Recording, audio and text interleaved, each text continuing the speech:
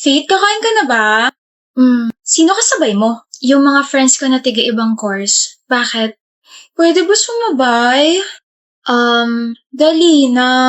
Kasi Nari, bakit? Bawal? I'm actually okay with you joining us, pero kasi I have to ask my friends first if okay sa kanila. Tama, huwag naman. Hi, Faith! Hi, Nari! Sorry kahapon. Uy, no, it's okay. Hindi ka galit? Hindi, ano ka ba? Sige. Faith? Bilang pambawi sa pag-reject mo sa akin kahapon, ilibre mo naman ako.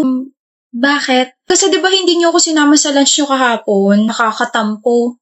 Ilibre mo na lang ako. Hindi ka galit pero nagtatampo ka. Sabi ko naman sa'yo, di ba, I have to ask my friends permission muna. Ayaw mo ako ilibre? Di naman sa ayaw, pero kasi I don't think we're close enough para ilibre kita. So ililibre mo lang isang tao kapag ka-close mo na. Hindi mo nga ako sinama kahapon. Ako na ngayon lumalapit para makipag-close sa'yo, tapos ngayon sasabihin mo, I'm sorry. Ewan ko sa'yo, choosing.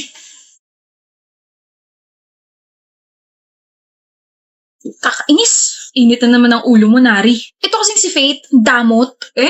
Yung pinakatahimik at pinakamabait na kablock natin? Madamot? Sigurado ko ba si Faith yan? Mabait? Hindi naman mabait yan eh. Lumabas na yung tunay niyang ugali. Bakit ano nangyari? Dalawa kasi yung nangyari. Una, gusto ko sumabay sa kanya kahapon sa lunch, pero kasama niya pala yung mga friends niya tiga-ibang course. Tapos syempre, nagtanong ako kung pwede ba sumama, ganun-ganun.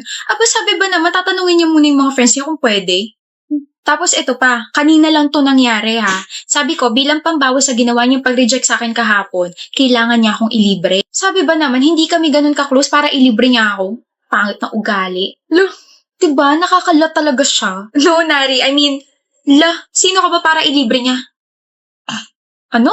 Tama naman siya eh. Hindi kayo close para ilibre ka niya. Ang kapal naman ng mukha mo, te. Oo nga, hindi ka ba nakakaramdam ng hiya tapos ngayon kung ano-ano yung mga pinagsasabi mo tungkol sa kanya? What about yung pagtanggi niya sa akin kahapon? Ay, nako. Hindi ka kilala ng mga friends niya. They have plans tapos bigla kang susulpot doon? O sige, ganito.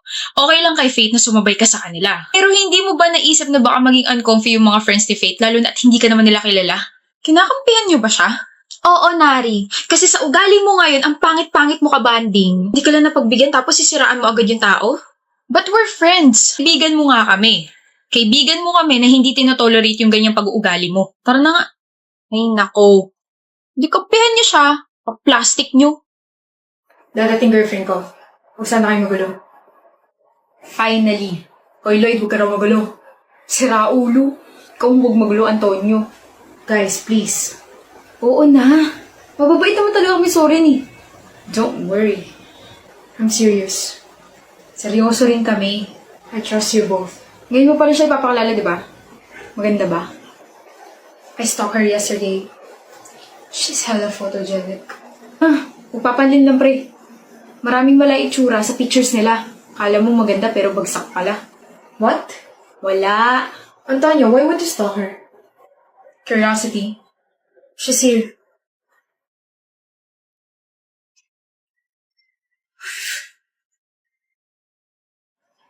I'm Lou.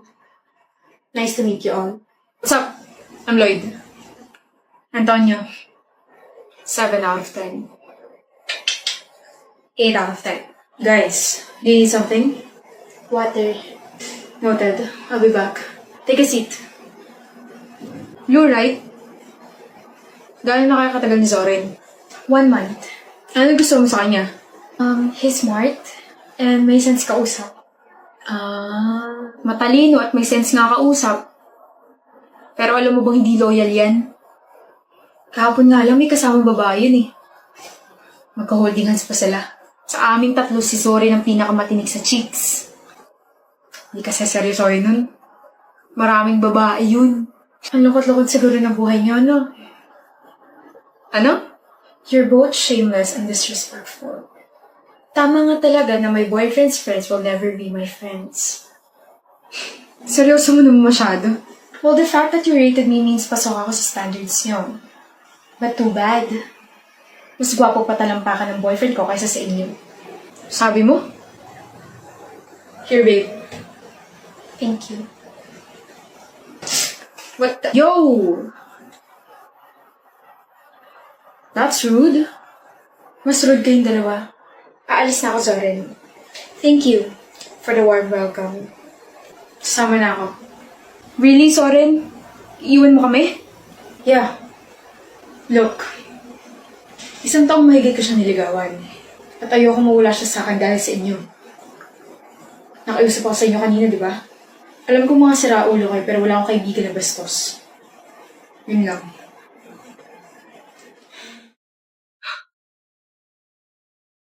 Picture tayo, Megami. Seryoso ka? Oo, bakit naman? Ngayon wala kasi ako nausap tapos gusto mo pa mag-picture tayong dalawa. Tsaka diba ayaw mo sa akin? What? Sino may ayaw sa'yo? You're kind kaya. Nilapitan kita kasi gusto na kita maging friend. Sige, patag na lang ako, Brea. Isasend ko to sa boyfriend ko. Sasabihin ko, may bago na ako kaibigan. Bakit hindi mo pa pinipindot? Bakit nag-ayos ka ng buhok? Huh? Bakit nung na-mention ko na isasend ko to sa boyfriend ko, bigla mong inayos buhok mo? Tapos yung ngiti mo naging pabebe? What do you mean by that? Initial reaction yun kapag magpipicture. Shut up! Initial reaction? Huwag mo sabihin sa akin na nagpapaganda ka para sa boyfriend ko. Para magustuhan ka niya, Megumi. Hindi ko talaga mag-gets point mo. I just like to fix my hair and smile. Bobo ka kasi kaya hindi mo mag-gets. Nagmamaang-maangan ka pa. Iniisip mo siguro na mapapansin ka niya, no? Brea, you're creating a scene. Who would have thought na ang inosenteng si Megumi ay may tinatago palang kalandian sa katawan. Gustong magpapansin sa ibang lalaki. Are you threatened? What? Galit ka ba dahil mas maganda ako sa'yo? Shut up. Kaya mo ko nilapitan hindi dahil genuine ka. Nilapitan mo ko dahil naghahanap ka ng away at gusto mo akong ipahiya sa ibang tao. Ganun mo ba kaayaw sa akin? That's not true.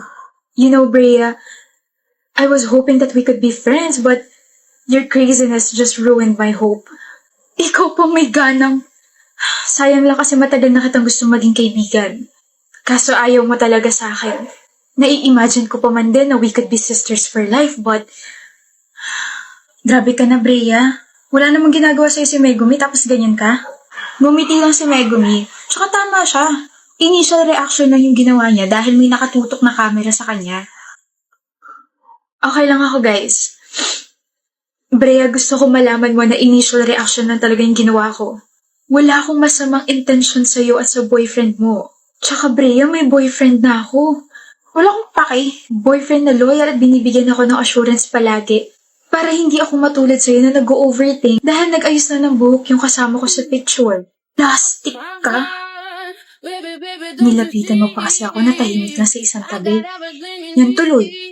Sila na may ayaw sa'yo. Okay lang ako, guys.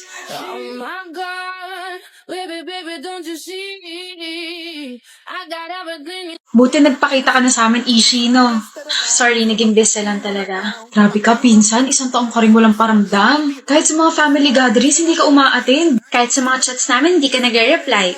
Tapos bihira ka lang namin makita mag-post sa social media. Uy, pero I miss you, ha? My favorite cousin is finally here. Bakit ba kasi hindi ka nagparamdam? Ako. Alam ko na kung bakit, Ishi. Bakit? Nabuntis ka, no? What? Shucks. Oo nga, no? 1 year kang nawala. Tapos sa ibang bansa ka pa nagstay. Tama nga si mama, ikaw unang magkakaanak. Pinagchichismisan niyo ako? Uy, hindi naman. Pero yung sinabi ko na nabuntis ka, may sense naman yon. I mean, bigla ka nawala. Hindi nagparamdam, sabay uuwi bigla. Plus, tumaba ka pa. O, diba? Naku po, may tinatago ka palang kulo. Wild ka pala. Sa bagay, pare sila ng mama niya. Malandik. Joke. Uy, tumatawa. Totoo hula namin, no? You guys are freaking dumb. Nuraw? Dumb daw. Hindi ako nabuntis. Ano ba kayo? Nag-aral lang ako the whole year para makakuha ng scholarship sa isang university sa Canada. And guess what? I got in. Ang galing mo naman. Oh, bakit parang di na kayo makatingin sa akin? Nahihiya kayo, no? Ishi, sorry. Okay lang. Naiintindihan ko naman na medyo tanga kayo. Tanga? Sumusobra ka na. Grabe ka naman. Both of you insulted me first. Di namin yung panani ko na kamag-anak nyo rin. O sasabihin niyo, sumusobra na ako? Lumiliit ba yung utak ninyo? Ishi, ano ba? Tumigil ka na. Shut up, Andy. Muntik ka na raw mademanda dahil sa nasuntok mo ah.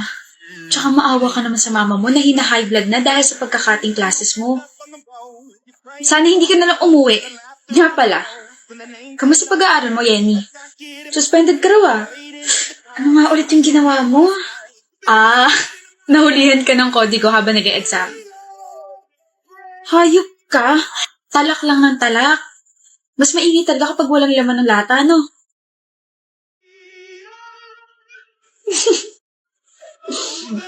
Galing na ibang bansa, yabang na. She's so annoying. Plastic pa.